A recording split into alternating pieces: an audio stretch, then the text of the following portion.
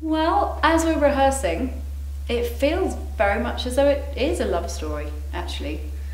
And the reason it makes it a love story for me is because it's not so much the Hollywood love story that I think I probably grew up thinking it was. It's about this curmudgeonly older man and this quite naive girl.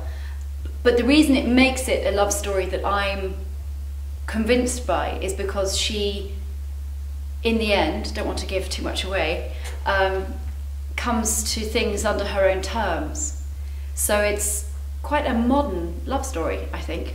Even though the journey there is terrible and he says some awful things, it's a love story for me, I think.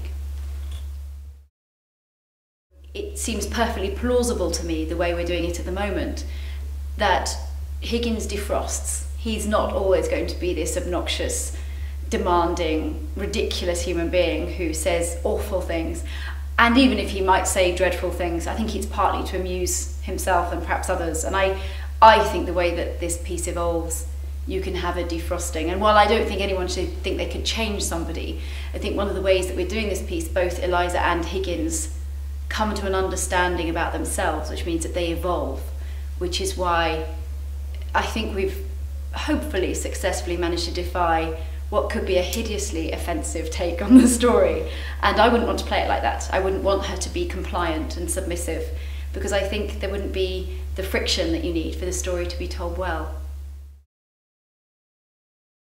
While I would sing opera usually, this being a musical, I think each song has to be so much to do with the way the character develops. I think when she's unrefined and full of aspirations, but a sense of that this may never happen, even though she has these big dreams, that's a very different way of singing to when she's enraged with Henry Higgins or falling in love with this man because she's danced with him and he's softened towards her. And there's all sorts of wonderful character developments. Each song is so different that I think it requires a very different vocal colour. And I think if I were to sing it entirely as an opera singer, we'd be cheating the story a little bit.